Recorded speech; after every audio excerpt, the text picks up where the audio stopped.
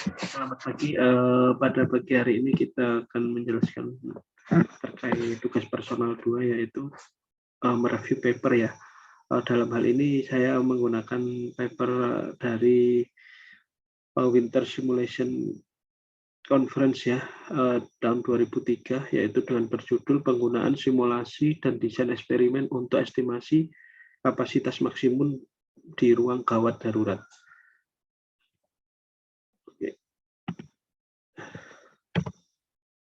Ya, penelitian ini adalah dari Rumah Sakit Delta Jabado di kota Concepcion di Cilia, institusi yang menawarkan berbagai macam layanan kesehatan.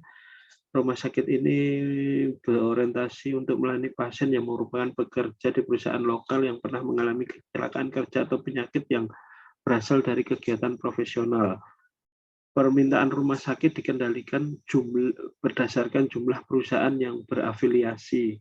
Rumah sakit memperkirakan jumlah permintaan ekstra yang dapat mereka serap dengan mempertimbangkan dua isu utama, yaitu standar waktu tunggu pasien dan untuk mempertimbangkan beberapa keterbatasan fasilitas dan sumber daya manusia.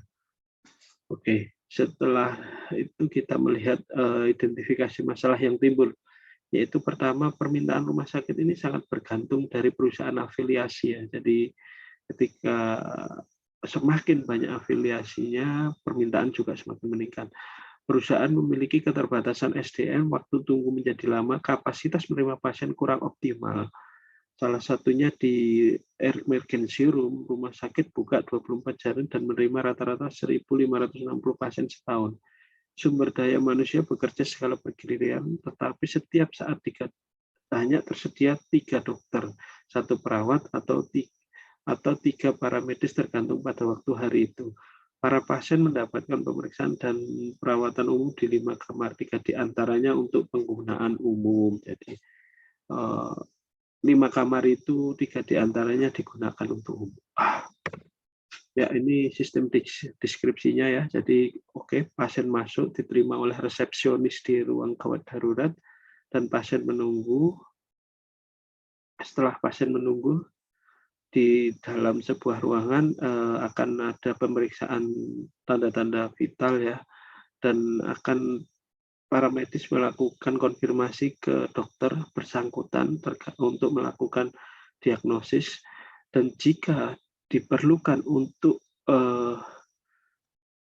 pemeriksaan tambahan, yaitu 1 bisa dimasukkan ke X-ray, scanner, MRI, laboratoria, atau langsung nanti ketika itu selesai, baru di situ akan muncul perlu dilakukan requirement atau treatment apa. Dan jika tidak perlu, maka pasien bisa langsung kembali ke rumah, dan nanti tambahan treatment ini juga kalau udah disimpulkan dari analisa dokternya, maka pasien pun juga bisa langsung kembali ke rumah. Jadi ini gambaran besar sistem deskripsi di emergency room ya. Oke, model simulasi dikontekskan menggunakan paket simulasi Arena 4.0. Informasi yang diperlukan sebagai masukan untuk model dikumpulkan dari database rumah sakit seperti tingkat antar kedatangan, jenis diagnosis, jenis dan duration perawatan.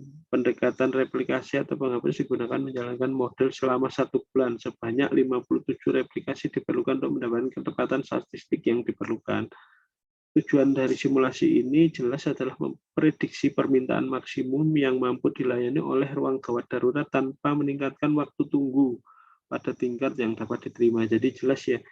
Jadi ini bukan hanya sekedar kapasitas ruangan gawat darurat, tapi ini adalah meliputi berbagai macam faktor ya, untuk menyerap permintaan tersebut. Jadi bukan hanya ruangan di sini ya.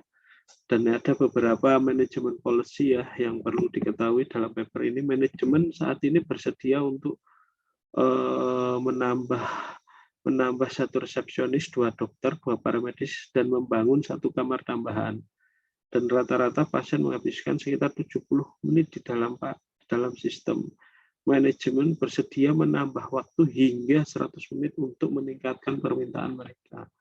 Oke, setelah dari tujuan ini, maka kita akan mencoba mensimulasikan, mensimulasikan terkait permintaan ya. Jadi permintaan dalam tabel itu kita simulasikan secara 5 tahapan ya. Itu bahwa dalam 100 menit dan kita coba ke kurva, kita memperoleh 5 skenario kurva polinomial dengan perilaku waktu dalam sistem. Dari kurva terlihat jelas sistem menghasilkan waktu rata-rata 100 menit, maka dari 100 menit maka akan ada peningkatan permintaan sebesar 130%. Di sini terlihat ya, per pasien per hari, pasien per month. Nah, ini kita coba tingkatkan dalam waktu 100 menit. 100 menit itu terdapat peningkatan permintaan sebesar 130%. Hal-hal ini harus perlu kita simulasi lebih lanjut.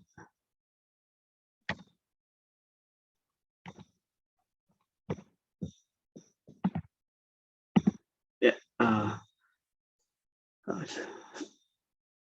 jadi ada 4 dokter ya, yang ada 4 faktor, maaf, 4 faktor, yaitu dokter, paramedis, ruang ujian, dan resepsionis sesuai manajemen policy. Ada tambahan ya 2, ada tambahan 1 di resepsionis, sekian ada 2 menjadi 5, paramedik menjadi 2 menjadi 5, dan room ada 6 ya. Setelah kita lakukan simulasi, ternyata memang bagian ini menunjukkan bahwa efek utama resepsionis dan paramedis itu sangat tinggi kontribusinya ya. Terus kita juga menghubungkan interaksi mana yang paling tinggi dan yang mampu menyerap permintaan lebih banyak ya. Ya, itu ada di interaksi AC dan plus BD sangat signifikan.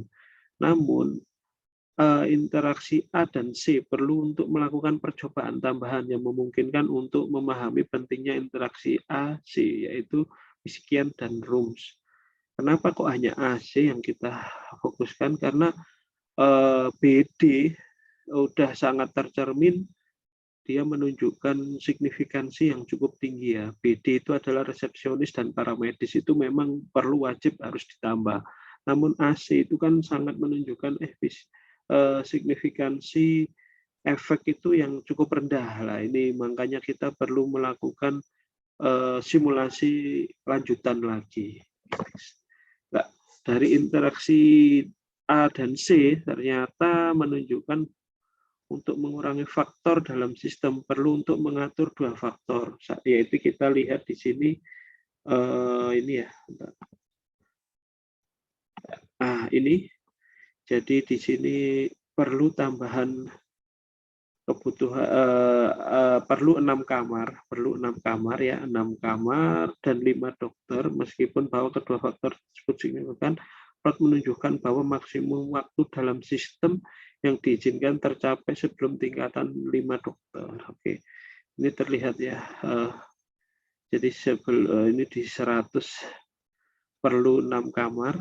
Oke, 100 ini perlu 6 kamar dan 5 dokter. Ini bertemu suatu titik optimal ya untuk A dan C. Memang harus melakukan tambahan. Jadi 100 menit itu biar bisa mengcover lonjakan permintaan, yaitu sebesar 130%. Oke lah, ini kita lihat garis kontur yang kita sorot. 2 panah tersebut menunjukkan dibutuhkan waktu yang mungkin mendekati 100 menit, 102 menit. Di sini ada 5, perlu tambahan 5. Ya, 4 setengah ya, 4 setengah.